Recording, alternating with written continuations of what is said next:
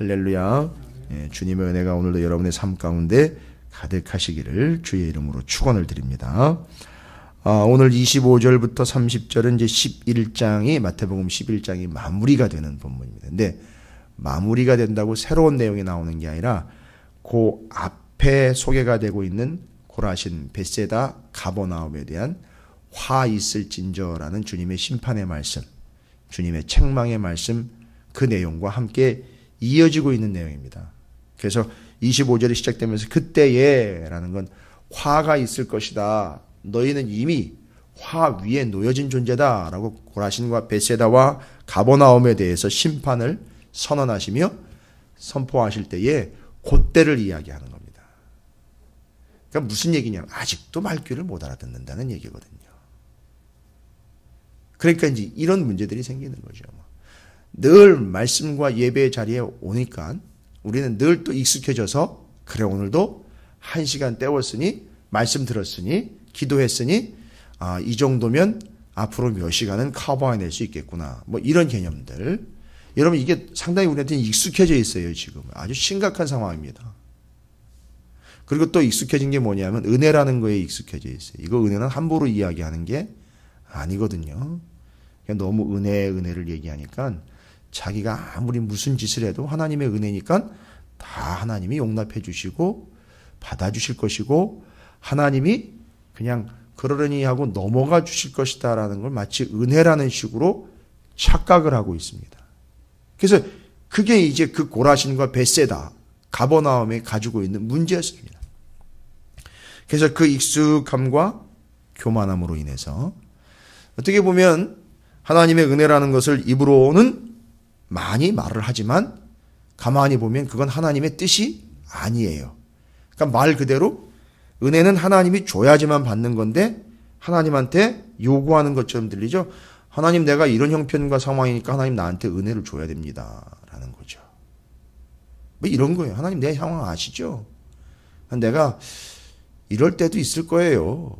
또 나는 이런 형편이니까 내가 이렇게 어렵다고요. 그거 아시죠? 그러니까 하나님 그렇게 좀 아시고 거기에 맞춰서 좀 이해 좀 부탁드립니다. 뭐 이런 식인 거예요. 내가 못하더라도 내 형편이 그러니까 하나님은 은혜로 좀 넘어가 주시죠. 이런 식인 거죠. 내가 못하더라도 또 내가 이렇게 부족하더라도 또 내가 몇 번 빠지더라도요. 아니 내가 내 거 감당하지 못하더라도 이게 다 하나님 은혜로 내가 지금 감당하고 있는 중이니 뭐 그러더라도 좀 주님 은혜로 좀 봐줘야 되는 거 아닙니까? 뭐 이런 식으로 이제 나간다는 거죠. 이게 벳세다, 고라신, 가버나움이 가지고 있었던 심각한 문제라는 겁니다. 근데 이제 오늘은 바로 거기에 이어서 계속되는 내용입니다. 뭐라고 말씀을 하고 있느냐면 그때에 예수께서 대답하여 이르시되 이 고라신, 벳세다, 가버나움에 대해서 화가 있을 것이다라고 선포하신 다음에 천지의 주제이신 아버지여 이것을 지혜롭고 슬기 있는 자들에게는 숨기시고 뭔 얘기입니까? 지혜롭고 슬기 있는 자들에게는 진짜 지혜롭고 슬기 있는 게 아니라 착각하는 거예요. 자기가 지혜롭고 슬기 있는 것처럼 생각을 나는 안 되는 거죠. 내가 그 하나님의 은혜 어떤 건지 알고 말씀도 안 되는 거예요. 그러고 보니까 고라신, 벳세다, 가버나움에 있는 화를 받아야 될 진정한 대상들이 누군가 봤더니 그 스스로 지혜 있다라고 착각하고 스스로 나는 다 알고 있다라고 착각하는 자들에게 주는 말씀인 거예요. 뭐라 그러시죠? 그들에게는 뭐예요? 숨기시고 라는 겁니다. 그 뭔 얘기입니까? 알 걸 제대로 모른다는 거예요. 그런데 그들은 자기들이 지혜롭고 슬기로워서 다 알고 있는 양 착각하는 거예요. 하나님의 은혜는 이런 거야. 하나님의 말씀은 이런 거야. 그러니까 내가 이렇게 해도 괜찮아. 천만의 말씀이요. 착각도 그런 착각이 없죠. 그래서 그런 사람들은요, 스스로는 지혜롭고 슬기 있는 척하지만 그들에게는 하나님이 어떻게 하셨다 그랬죠? 숨겼다 그랬어요, 여러분. 모르는 게 아니라 하나님이 알지 못하도록 숨겨놨다는 거예요. 그런데 그들은 그게 지혜로운 것과 슬기로운 것이라고 착각하면서 살아가고, 그러니까 말하자면 나 잘하고 있어. 이 정도면 잘하는 거야. 그들이 이야기하는 것 중에 제일 많은 게 첫 번째가 바로 그거죠. 나 이 정도로 하고 있어 라는 얘기고요. 두 번째는요. 나 그거 알고 있어 라는 얘기. 아주 가장 많이 하는 거예요. 내가 이것도 해봤고 이것도 해봤고 이것도 해봤고 지금 이것도 하고 있고 내가 이렇게 섬기고 있어. 그 다음에는요. 내가 이만큼 알고 있어 라는 얘기예요. 그러니까 뭔 얘기를 해도 잘 보십시오. 그런 사람들에게는 무슨 얘기를 해도 자기가 은혜가 안 되면 안 한다는 얘기를 해요. 자기가 은혜가 안 되면 안 한대요. 아니요. 내가 은혜가 되면 하고 내가 은혜가 안 되면 안 하는 게 아니에요. 은혜는 주신 거기 때문에 진짜 은혜를 받았다면 따지지 않고 하게 돼 있는 게 은혜입니다. 언제든지. 근데 자기한테 은혜가 되면 안 되는 거예요. 이게 뭔가 지금 심각한 문제가 있는 거죠. 자, 그런 사람들이요.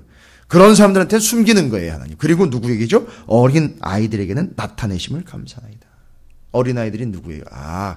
그럼 이제 여기서 정리가 돼버려요. 어제 기 말씀이 이제 기억나요. 그 앞에 있는 20절에서 24절까지 본문에 기억나시면은 이거죠. 벳세다 고라신 가버나움에 화가 임하는 이유는 거기 있는 이들의 특징 때문에 그렇죠. 왜죠? 그들은 이미 익숙해져 있어요. 그죠? 아주 능구렁이가 되어 있습니다. 익숙해져 있어요. 이래도 내가 이렇게 해도 하나님의 은혜가 이런 건데 하나님 그러실 리 없다고. 괜찮다고. 자기 스스로 이제 다 얘기하는 거죠. 그러면서 그들이 익숙해져 있고 가버나움 얘기하면서 네가 어디까지 높아지겠느냐. 넌 지옥에까지 낮아질 거다. 교만함이죠.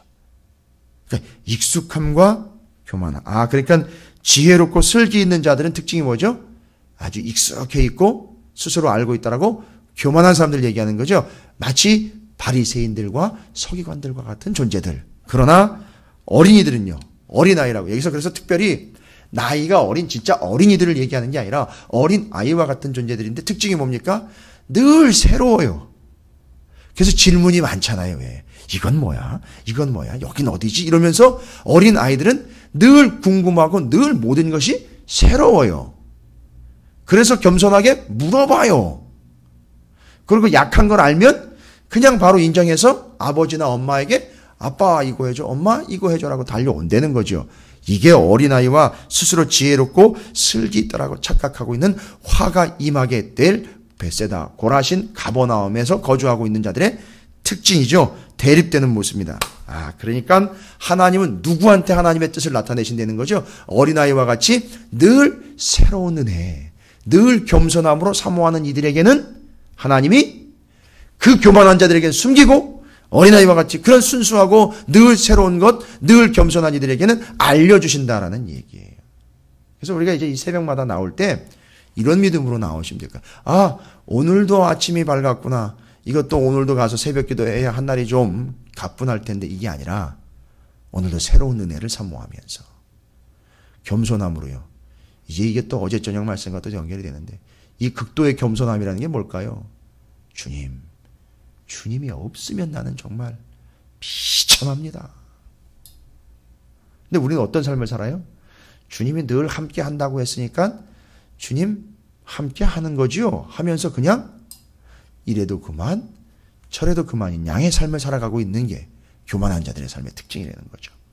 그래서 우리는 어린아이와 같이 오늘도 새로운 은혜를 사모하면서 주님이 아니면 나는 안 됩니다라는 극도의 겸손함을 가지고 늘 하나님 앞에 나온다면 그건 어떻게 되는 거죠? 어린아이들에게 뭘 허락하는 것 같죠? 하나님의 뜻을 허락하는 것처럼 알게 될 거라는 거죠. 그들이 알게 되는 거예요. 그들이 은혜를 받게 되는 거고 그들이 뜻을 알게 되는 겁니다. 26절에 올소이다 이렇게 된 것이 아버지의 뜻이니이다. 아버지의 뜻은 뭐예요? 교만한 자들에겐 감추고 어린아이와 같이 늘 새롭고 늘 겸손한 이들에겐 알려주시는 것. 이게 하나님의 아예 뜻이라는 거예요. 그러니까 이게 우리가 어떻게 해야 되지? 어떤 존재가 되어야 늘 새롭고 늘 겸손함으로 하나님의 뜻을 알게 되느냐. 바로 이런 이들이 알게 된다는 걸 이야기하는 거예요. 왜일까요? 27절에 나와 있습니다. 왜 알게 됩니까? 말을 잘해야 됩니다. 표현을 잘해야 돼요. 우리가 알아내는 게 아닙니다. 알아내는 게 아니에요. 아까 말씀드렸죠? 그런 스스로 지혜롭고 슬기 있다라고 착각하는 교만한 이들에게는 하나님이 어떻게 하셨다 그랬죠? 숨겼고, 그러나 늘 새로운 은혜를 사모하고 또 주님 아니면 안 됩니다라고 겸손하게 주님을 붙잡는 어린아이와 같은 믿음을 가진 이들에게는 알려주신다 그랬어요. 그러니까 어느 누구도 이 땅에 있는 사람은 스스로 알아낼 수 있는 사람은 단 한 사람도 없습니다. 이건 무서운 얘기입니다. 정확한 얘기예요. 이게 신학적이면서도 신앙적이고 아주 성서적인 얘기예요. 하나님이 뭐 하시지 않으면요, 알려주시지 않으면 절대 모르는 거예요. 그런데 할 거 다 하면서, 놀 거 다 놓으면서, 누릴 거 다 누리면서 하나님이 알려주시겠지라고 누워서 감 떨어지기를 바라는 그런 모양의 신앙생활을 하고 있는데 우리 주변은 수두룩해요. 근데 그게 뭐라고 얘기를 한다고요? 어쩌다가 감이 뚝뚝 떨어지는 걸 갖다가 은혜라라고 착각을 하면서 이야기하고 있다는 거죠. 알고 봤더니요, 그 감나무 위에서 감나무 주인이 계속 다니면서 떨어뜨리고 있는 거예요. 그러니까 지금 우리가 이야기하고 있는 내용의 본질은 27절이 이야기하려고 하는 내용이에요. 어린아이와 같은 이들에게 허락한 그것은, 왜 그들에게 그걸 허락이 됐느냐? 내 아버지께서 모든 것을 내게 주셨으니, 아버지 외에는 아들을 아는 자가 없고 아들과 또 아들의 소원들여 계시를 받은 자 외에는 아버지를 아는 자가 없느니라. 여기서 이제 중요한 단어가 나오네요. 지금 제가 말씀드린 것, 그런 교만한 자들에게는 숨기시고, 벳세다 고라신 가버나움, 자꾸 얘기 드리는 거예요. 그들의 특징이요, 익숙해서 교만해진 자들에겐 숨기시고, 그죠? 그 다음에 늘 새로운 거죠. 하나님의 은혜가 날마다 새로운 거죠. 하루하루가 새로운 거죠. 순간순간이 새롭습니다. 왜요? 마치 이것은 어떤 의미일까요? 죽었다가 살아난 것 같은 새로움이에요. 죽었다가 살아난 것 같은. 이 사람은 나는 죄로 인하여 죽을 수밖에 없는 살아났다는 거. 그러니까 늘 새로운 거죠. 그리고 겸손하기 때문에 주님이 아니면 안 돼요라고 엄마 치맛가락을 붙잡고 계속 쫓아다니는 어린아이처럼, 그런 겸손함이죠. 그런 이들에게 뭐가 오는 거죠? 계시를 받게 된다라는 걸 얘기하는 거예요. 계시를 받는. 그러니까 여기서 계시라는 말이 이제 그거잖아요. 계시는 우리가 알아내는 게 아니라 하나님이 전적으로 주권적으로 알려주시지 않으면 모르는 것, 이게 계시예요. 그래서 잘 아시잖아요. 이 성경 말씀은 계시의 말씀이지, 이걸 우리가 능력껏 알아내는 탐구의 말씀이라고 하지 않습니다. 그러니까 우리가 성경을 읽을 수도 있어요. 공부할 수도 있습니다. 그렇죠. 시간을 내서 읽을 수도 있어요. 돈을 내서 공부하러 다닐 수도 있습니다. 그러나 본질적으로 이걸 알 수 있는 유일한 방법은 뭐냐 하면 하나님이 알려주시는 계시가 아니면 모른다는 얘기입니다. 이게 무서운 얘기죠. 그러니까 삶을 살아가면서도 하나님의 뜻을 하나님이 직접 알려주시지 않으면 몰라요. 그래서요, 요즘에는 자꾸 이렇게 뭐 꿈으로 보여주시고 어떤 현상으로 보여주셔서 내게 알려주셨다. 저는 그런 얘기는 잘 안 믿습니다. 왜냐하면 충분하게 알려주신 말씀이, 이 완벽한 계시의 말씀이 있는데, 이거는 둘째치고 다른 방법으로 지금 알려주신다? 그러면 이런 얘기인 거예요. 또 다른 성경이 있는 거나 마찬가지인 거예요. 이미 이것이 있고 난 다음에는 하나님이 충분하고 완벽한 계시로 하나님의 말씀을 주셨기 때문에 이걸로 충분하니까 주님이 이걸로 말씀을 하셔요. 아이고, 옛날에는 왜 꿈으로 알려? 옛날에는 성경이 없을 때요. 성경이 충분하게 이렇게 완벽한 계시의 말씀으로 우리에게 전해지지 않았을 때에는 하나님 꿈으로 알려주시는 방법도 쓰셔야 됐던 거예요. 그러니까 그런 거 쓰시는 거예요. 전혀 없다는 건 아닙니다. 그러나 그걸 더 신뢰하거나 그걸 더 의지하거나 그걸 더 따른다라면 이건 심각한 거죠. 뭔 얘기입니까? 하나님의 계시의 말씀을 무시하고 외면하는 게 되니까 그 사람은 말 그대로 여기 나와 있는 것처럼 지혜롭고 슬기 있는 척하지만 그들에겐 숨겨진 바가 된다는 거죠. 자, 이제는요, 우리가 벳세다, 고라신, 가버나움을 통하여 정리할 수 있는 것이죠. 우리가 하나님의 어린 아이와 같은 존재가 되어서 늘 새로운 은혜를 구하고 주님이 아니면 안 됩니다라는 주님의 동행하심에 대한 간절함의 겸손함이 아니면 하나님의 뜻을 알 수가 없다라는 거죠. 그들에게 계시로서 알려주고 계시기 때문에. 그래서 하나님이 계시로 알려주는 존재가 누구인지 이제 드러난 거예요. 벳세다, 고라신, 너희들 아니라는 거예요. 그 안에 있는 바리새인과 서기관들과 네가 다 알고 있는 것처럼 착각하고 네가 다 된 것인 양 착각하고 있는 교만한 자들, 너희들 아니라는 겁니다. 자, 이제 중요한 거죠. 아버지 하나님의 뜻을 알 수 있는 자들은 바로 그 익숙함과 교만한 자들이 아니라 늘 새로운 은혜를 사모하는 겸손한 자들에게 하나님은 알려주시더라라는 겁니다. 이게 그래서 앞선 본문과 이제 뒤 이어지는 오늘의 본문을 연결을 해서 제가 이제 정리를 합니다. 앞에서는 화가 있을 것이라고 심판의 메시지가 감했지만 지금은 이제 분명히 말씀하십니다. 하나님의 뜻을 알 수 있는 자들은 바로 겸손하며 늘 새로운 은혜를 사모하는 그들에겐 하나님의 계시가 임한다. 이거 딱 정리 끝내셔야 됩니다. 하나님의 계시는 누구에게 임합니까? 겸손한 자들과 하나님의 은혜가 늘 새로운 자들에게 임하게 되어 있다라는 거죠. 내가 알아내는 게 아닙니다. 하나님이 알려주시는 거예요. 첫 번째, 하나님이 알려주심의 은혜, 계시의 은혜, 늘 새로운 은혜를 사모하며 늘 겸손한 자들에게 하나님은 알려주십니다. 첫 번째 대원칙입니다. 하나님 측에서 이걸 하셔요. 하나님 쪽에서 이걸 하십니다. 알려주십니다. 두 번째, 그러면 그 은혜를 받는 쪽에서, 계시를 받는 쪽에서는 어떻게 해야 됩니까? 짐지라는 거예요. 멍해지라는 겁니다. 이거 보면 잘 정리하시기 바랍니다. 오늘 내용은 하나님 쪽에서는 계시요, 그 은혜를 사모하는 그들에게는요, 멍해를 짐입니다.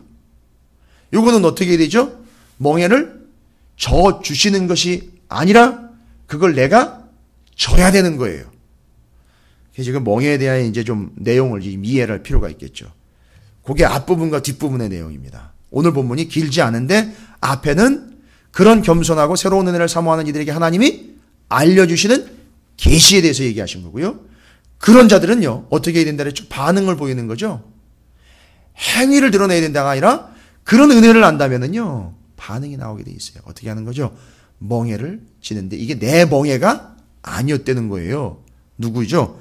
나의 멍해를 메라라고 이야기하니까 이게 원래 내 멍해가 아닌 거예요. 이상하다. 지금까지는요, 28절에 보면 수고하고 무거운 짐진 자들아 다 내게로 오라, 내가 너희를 쉬게 하리라. 그러면 삶을 살아가면서 지금 어려운 상황 가운데 있고 나를 짓누르고 있는 그 멍해, 아니 짐, 여기는 짐이라고 했어요. 죄송합니다. 멍해와 짐은 좀 구분을 하셔야 됩니다. 이게 또 너무 혼돈해서 쓰다 보니까 짐이 멍해고 멍해가 짐이 되어버리는데 그건 좀 구분을 하셔야 돼요. 짐은요, 정말 세상에서 내가 지고 있는 짐이에요. 어려운 거예요. 너 힘들지? 예, 내가 이렇게 많은 짐을 지고 있잖아요. 이리 와. 이리 와. 왜요? 그래. 아이, 쉬어야지. 그래요? 그러면서 이제 우리는 막 달려가요. 짐을 지고. 짐 때문에 무거워 죽겠다고 그랬는데 짐 내가 내려놓게 할 테니까 빨리 내게로 와라 그러니까 난 막 신나가지고 갔어요. 갔는데 주님이 뭐라고 얘기하십니까? 그 짐 내려놓고 내 거 줘라고 멍해를 줘버렸어요. 이거를 이해를 해야 되는데 우리는 무조건 아무것도 안 지고 그냥 홀가분하게 그냥 들뛸 수 있게 만들어 주실 거라고 착각을 해요. 그게 아니라 그 세상 짐은 반드시 내려놓게 되어 있어요. 왜지요? 뭐를 매야 되니까요. 멍해를 매야 되니까. 근데 가만히 보십시오. 멍해를 매는 게 부담스러운 것인 양, 좀 전에 말씀드린 것처럼 다 벗어버리고 그냥 훌떡훌떡 다 벗어버리고 그냥 아무것도 안 지고 사는 게 편안한 삶인 줄 알았는데 진짜 세상에 죄의 짐과 무거운 짐을 내려놓게 하시려고 주님은 어떤 방법을 쓰신다고요? 그거 내려놓고 이거 줘. 그럼 이걸 지게 되면은요, 주님의 멍해를 지게 되면 어떻게 되죠? 세상 짐을 절대 올려놓을 수가 없게 되는 거예요. 여러분, 이게 은혜인 거 아십니까? 이게 은혜인 겁니다. 세상 짐을 내려 놔야지만 멍에를 맬 수 있는 거예요. 그러니까 세상 짐을 내려놓게 하시려고 뭘 지라 그러는 거죠? 멍에를 지라 그러는데 이 멍에는요, 좀 전에도 말씀드린 거예요. 자꾸 짐짝이랑 혼돈을 해버려요. 이 멍에가 뭔지를 잘 모르니까요. 또 다른 무슨 짐인 것처럼 생각합니다. 또 다른 짐 아니에요. 29절에 나는 마음이 온유하고 겸손하니 나의 멍에를 메고 오라고요. 주님이 그렇게 온유하고 겸손한 분이요, 또 다른 짐을 지어주실 리가 있습니까? 아니거든요. 그 멍에는 뭘까요? 이거는 유대인들의 생각을, 유대인들의 사고방식을 이해하지 않으면 이 본문에서는 우린 죽었다 깨도 이 이야기는 이해가 안 돼요. 유대인들에게는요, 두 가지 멍에가 있습니다. 그러니까 유대인들이 이 본문을 보면서 옛날부터요, 예수님 그 이전부터 그들이 가지고 있었던 멍에에 대한 두 가지 개념이 있어요. 짐 말고 멍에예요. 멍에라고 이야기한 그 멍에. 첫 번째는 뭐냐면 하나님 나라의 멍에고요. 두 번째는 말씀, 율법, 계명에 대한 멍에예요. 그러면 요거가 이해가 돼야 돼. 아, 이 멍에는 지금 뭔가 더 어렵게 나를 짓누르는 멍에가 아니라, 좀 전에 좀 말씀드렸죠? 하나님 나라의 멍에. 여기서 멍에를 이야기할 때에도 그 개념으로 지금 인용이 된 거거든요. 뭔 얘기입니까? 아, 이건 뭐냐? 하나님 나라의 멍에, 그 말씀의 멍에는 바로 이거죠. 그 하나님 나라의 왕이며 주인인 하나님만을 섬기는 것. 그분께만 헌신하는, 그걸 그 나라의 멍에라고 그러는 거예요. 근데 앞에 보세요. 하나님이, 그 나라의 왕이신 하나님이 우리에게, 어린아이와 같은 우리에게요, 겸손하고 늘 새로운 은혜를 사모하는 우리에게 뭘 주셨죠? 계시를 주셨잖아요. 그죠? 이 뒤에 이제 그게 되는 거예요. 하나님의 통치와 하나님의 은혜를 받은 이들이 하나님에게 전적으로 뭐 하게 돼 있죠? 헌신하게 돼 있는 거예요. 그걸 멍에라고 표현한다고요. 근데 우리는 그 멍에를 또 다른 뭐 짐짝처럼 자꾸 생각하니까 그거 벗어놓고 또 어렵게 만들어버리는 건가? 이렇게 오해를 할 수 있다는 거죠. 아니요. 그게 아니라 여기서 지금 이야기하고 있는 멍에는 절대적으로 그 계시의 하나님께 헌신하는 것, 그 통치를 받아들이는 것, 맞습니다. 하나님이 왕이십니다. 라고 하나님 앞에 그냥 무릎 꿇어 버리는 것. 세상 짐 다 내려놓고 하나님 앞에 나와가지고 그거 인정해 버리는 거죠. 그 통치에 복종하는 거예요. 그러니까 지금 오해해서는 안 되는 게, 예수님의 멍에를 진다는 거는 예수님에게 순종하고 예수님에게 절대적으로 헌신한다. 예수님이 그 나라의 왕이시니 그 왕의 명령에 복종한다. 이걸 얘기하는 거지. 뭘 해야 한다, 뭘 해야 한다, 뭘 짊어지고 또 뭘 짊어지고. 마치 교회에서 감투 쓰는 것처럼 이렇게 짊어져가지고 이것도 해야 되고 저것도 해야 되고 저것도 해야 되는 그런 소가 매는 멍에를 이야기하는 게 아니었다라는 걸 이야기합니다. 우리는 이걸 정리 잘 해야 됩니다. 아, 그러니까 이 두 가지가 병행이 되는 거예요. 하나님은 늘 내게 직접 말씀하시니 내가 어린아이와 같이 겸손함으로 그 늘 말씀해 주시는 계시의 은혜를 경험하면 나는요, 그 주님의 멍에를 늘 맬 수 있는 거잖아요. 어떻게 해요? 그 말씀이, 계시의 말씀이 내게 주셨으니 그걸 어떻게 하는 거죠? 복종하고 순종하고 헌신하게 되어 있더라는 거예요. 신앙생활을 하는 걸 보면 예수님을 그렇게 믿는다 하면서도요, 예수님 믿는 게 죽기보다도 싫은 것처럼, 예수님을 섬기는 게 죽기보다도 싫은 것처럼 그렇게 억지로 하는 이들이 있어요. 그건 예수님의 멍에가 아니라 여전히 세상 짐짝인 거죠. 그건 아니라는 거죠. 그래서 예수님이 얘기하는 거죠. 그렇게 하나님의 말씀을 받았다면 30절에 이는 내 멍에는 쉽고 내 짐은 가벼움이라. 당연한 거예요. 저희 집에서도 저희 아이들에게 심부름을 가끔 시키지만, 막내야, 첫째야, 이거 좀 이러면 예 이러면서 그냥 자연스럽게 그냥 튀어나와요. 자연스럽게 자리에서 일어나요. 뭘 얘기하는 걸까요? 그 아이들에게 그게 멍에일까요? 그 아이들에게 그게 짐일까요? 아니요. 그냥 자연스러운 거예요. 아버지, 엄마의 소리니까 그냥 자연스럽게 반응하는 거라고요. 그 계시의 소리가 하나님의 말씀이니까 자연스럽게 반응하는 게 그게 주님의 멍에라고 이야기하고 있는 뒤의 내용인 거예요. 그래서 이미 말씀하신 계시와 그걸 따라가는 멍에, 여러분 이렇게 정리하시면 아주 쉽습니다. 이게 바로 고라신과 벳세다 가버나움에 있는 스스로 아는 척하면서 뭐죠? 지혜롭고 슬기 있는 척하면서 교만한 자들, 화를 당할 존재들이 아니라 하나님께서 내게 알려주시는 것을 기대하는 겸손하고 늘 새로운 은혜를 사모하는 어린아이와 같은 심령들이 하나님의 말씀인 계시의 말씀을 받을 것이요, 그걸 받고 알았으니 이제는 그가 주님의 몽에 하나님의 말씀과 주의 명령에 헌신하며 절대적으로 순종할 수 있는 자연스러운 반응으로 넘어갈 수 있다는 두 가지 측면을 이야기하고 있다는 겁니다. 그러니까 여러분, 우리가 추구해야 되는 건 바로 계시의 말씀을 추구하는 것보다 더 먼저 추구해야 되는 게 늘 새로운 은혜를 사모하는 겸손한 심령이 되어야 하는 것. 그를 위해서 주님이 아니면 안 됩니다, 주님 내게 말씀해 주십시오라는 이 겸손함과 늘 새로운 은혜를 사모하는 그 겸손함과 어린아이와 같은 심령으로 하나님 앞에 나아가는 것이 중요하다라는 것. 여러분, 어떻게 보면 오늘 말씀을 통해서 여러분에게 하나님의 계시의 말씀이 임한 거 아닙니까? 그렇죠? 그럼 우리는 이제는요, 주님의 멍에를 같이 매는 거죠. 오죽하면 내게 와서 배우라고 하시겠습니까? 이제 매는 거예요. 근데 그게 알고 봤더니만 짐짝이나 소의 멍에가 아니라 하나님을 전적으로 따르며 헌신하고 그 명령을 인정하여 순종하게 되는, 바로 그걸 여기선 주님의 멍에라라고 이야기했다. 오늘 한날 여러분 바로 받은 바 이 말씀 그대로를 여러분의 주님의 멍에로 지시고 그대로 순종하며 헌신하며 복종하게 되는 삶을 살게 되시기를 주의 이름으로 축원을 드립니다.